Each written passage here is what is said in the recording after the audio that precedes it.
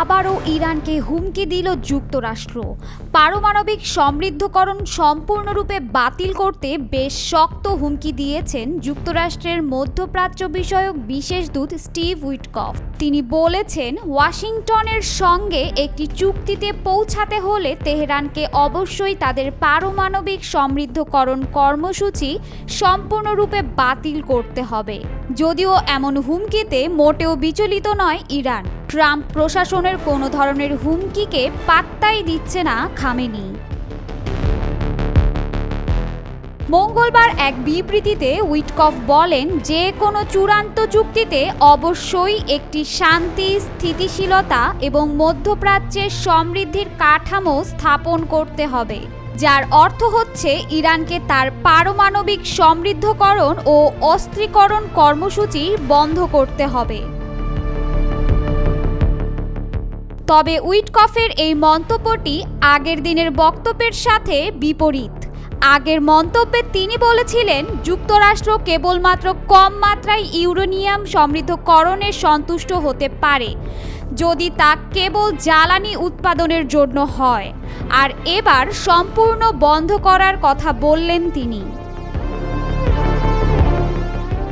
যুক্তরাষ্ট্রের পররাষ্ট্র দপ্তরও উইটকফের বক্তব্য সমর্থন করে জানায়, ইরানের ইউরেনিয়াম সমৃদ্ধকরণ পুরোপুরি বন্ধ করাই তাদের লক্ষ্য। গত শনিবার ওমানে ইরানের পররাষ্ট্রমন্ত্রী আব্বাস আরাঘচির সঙ্গে সরাসরি আলোচনায় অংশ নেন উইটকফ। আগামী 19 এপ্রিল আরেক দফা বৈঠকের কথা রয়েছে। তার আগেই এমন হুমকি তেহরান কিভাবে নেবে সেটাও ভাবিয়ে তুলেছে মধ্যস্থতাকারী ওমানের নেতাদেরও। গত শনিবার ওমানের রাজধানী মাস্কাটে ইরানের পারমাণবিক কর্মসূচি নিয়ে তেহরান ও যুক্তরাষ্ট্রের উচ্চ পর্যায়ের প্রতিনিধিদের মধ্যে বৈঠক হয়। সেখানে স্টিভ উইটকফও উপস্থিত ছিলেন। সেই বৈঠক নিয়ে ইরানের পররাষ্ট্র মন্ত্রণালয়ের মুখপাত্র ইসমাইল বাঘেই বলেন, আমরা চাই আলোচনা ফলপ্রসূ হোক। আমরা আত্মবিশ্বাসী, কিন্তু এক পক্ষ শুধু নিজেদের মতামত চাপিয়ে দিচ্ছে, হুমকির সুরে কথা বলছে, যা ইরানের জন্য গ্রহণযোগ্য নয়। সেই সঙ্গে নিষেধাজ্ঞা তুলে নিতে হবে, কোনো বিবৃতি বা ফাঁকা বুলিতে হবে না।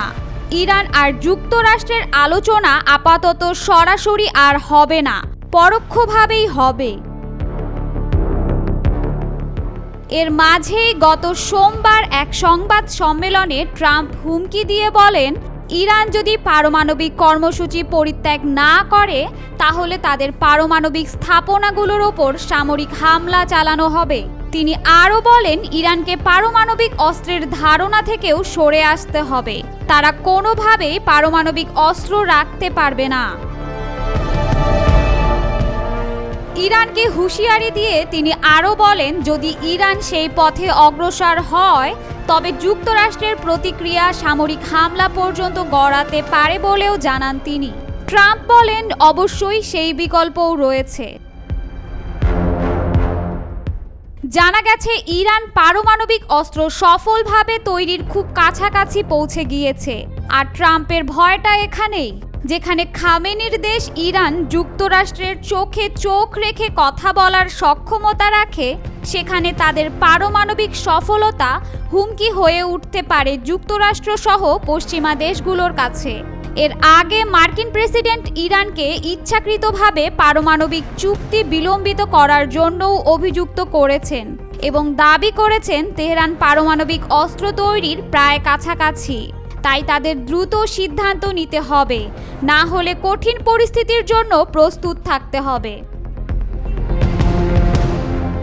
ব্রিটিশ সংবাদ মাধ্যম দ্য গার্ডিয়ানের এক প্রতিবেদনে বলা হয়, ইরানের মজুদ সমৃদ্ধ ইউরেনিয়াম তৃতীয় কোনো দেশে সরিয়ে দেওয়ার প্রস্তাব দিয়েছে যুক্তরাষ্ট্র। হতে পারে সেই দেশ রাশিয়া, যদিও এই প্রস্তাবকে কোনোভাবে গ্রহণ করবে না তেহরান।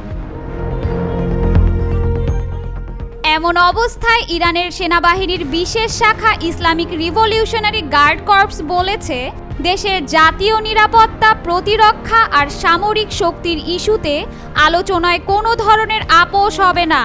সশস্ত্র বাহিনী প্রধান মেজর জেনারেল মোহাম্মদ বাঘেরি জানান, ইরানের সামরিক বাহিনী পুরোপুরি প্রস্তুত। শত্রুপক্ষের কোনো কুচক্র বাস্তবায়ন হবে না।